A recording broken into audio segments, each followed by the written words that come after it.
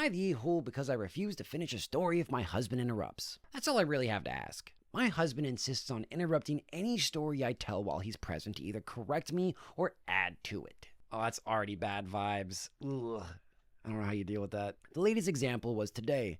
We're visiting his parents for Easter, and I was telling them about our plans for vacation this summer. We're doing a Mediterranean cruise. I was saying how it starts in Rome, and he interrupted me to say it was a cruise of the Greek islands. Which it is, and it starts from Rome. Bro. He sounds like the type of person that always needs to one-up somebody, but the one person you shouldn't need to one-up is your wife. So I stopped talking and let him finish the story, which he doesn't know. He doesn't know any of the ports of call or excursions. Literally, all he knows is that the cruise starts and ends in Rome. He kept pressing me to add information. I politely declined, that's super funny.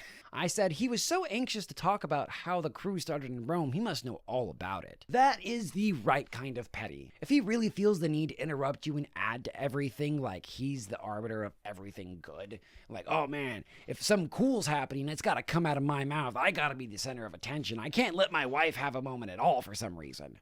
Like, let him do it. Let him make an ass out of himself because he's trying to make an ass out of you. He is off sulking because his parents think he's an idiot for not knowing anything besides that one tidbit. I mean, he kind of is. Why are you so needing to interrupt if you don't know what the hell's going on? Let your wife tell the story. He said I made him look bad, so he's sleeping in his little sister's room. She still has a twin bed. You're a big man, bro. Making big man decisions. Lucky for him, she's with her fiance's family this weekend. So am I the a-hole for allowing him to finish every story of mine he chooses to insert himself into, whether he knows about the subject or not?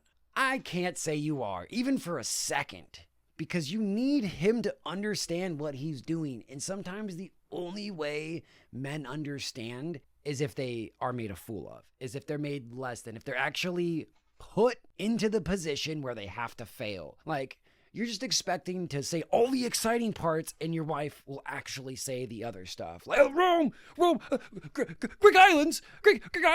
But like, you know nothing else. Like, you do none of the work and you just expect to reap all of the benefit and glory that makes you look like a douche. And you're acting like one too. Let your wife have her stories. Let your wife talk. Don't you want to listen to them?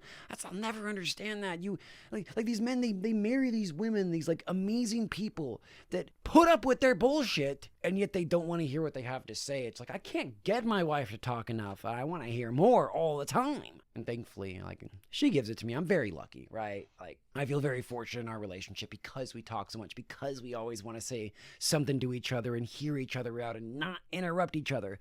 The only thing that we do because of the ADHD that we both definitely have is we tend to finish each other's sentences, especially if we notice each other's kind of like flailing for a word, because I flail a lot and she helps me out because she's smarter than me. She knows more. She knows more words. She knows more about the world. She knows a lot more. So I lean on her for that, and it's beautiful, you know? I know I'm smart, but like, there's nothing wrong with having a partner that's smarter than you. It's kind of what I looked for. Edit. To answer the most common questions I've read in the comments. Which of the 100 times the conversation happened? The first time he said he didn't realize he was interrupting. The 15th time, he said more or less it wasn't that big of a deal. The last time, roughly number 100, he said he couldn't help himself, and that's just the way he was, and I needed to understand that he wasn't able to change. BS! You're not able to change. That's an excuse for not trying. You can change. Everybody can change at every stage ever. Like, oh my God, my grandma was one of the most bigoted people you could even understand. She would use the N-word. And it took me a very long time to get that out of her. Telling her that it's not okay. Telling her that her prejudices are based on freaking nothing.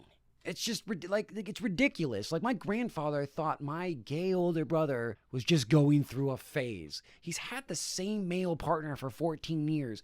Grandpa, it's not a phase. He's just gay. There's nothing wrong with that, you weirdo. But we had to spend years and years and years getting them to understand these things. And I really don't know if my grandpa understands. He's like the biggest loser you will ever know. Most of my family is. You're going to notice a thread when I start talking about my family, except for my little brother who's awesome and has a bachelor's degree and is just kicking butt in life. Most of my family is sad and pathetic because of a lot of dumb reasons, but their prejudices and their unwillingness to change will always blow my mind because it's exactly this. It's that thing. It's like, you just got to accept the fact that I can't change. Why can't you change? Because you don't want to try? Because it's hard? Because it's easier to be this way? Step the fuck up. man or woman the fuck up and figure it out, because that's not what your partner deserves. That's not what the people around you deserve. They deserve someone who's willing to change and be better every day. Because something that your family and the people closest to you, we have this obligation to make sure that you know when you're being a douche. We got to stand up because other people won't, and you're not going to hear it from other people. You're only going to want to hear it from the people that you love, because then maybe you will understand. But if you're not even able to understand, then you're just going to lose them. 100 times interrupting your wife's story, she's either not going to tell you stories anymore, or she's just going to check out and see you later. Because she deserves to be with someone who's going to listen to her and admire her stories and let them finish. Not the a-hole. Let's check some comments. One commenter says, the resentment is building, I think. And it doesn't bode well. 4 horsemen of the divorce, baby. Yeah. I mean, it's true though. Like, if you can't change and you can't give her the respect that she deserves, something as simple as letting her finish her sentences without you interrupting, why do you deserve her? You gotta ask yourself that. It's not just a given. Just because you're married or just because you're anything, it's not a given that they're gonna be there forever. And I think a lot of men think that.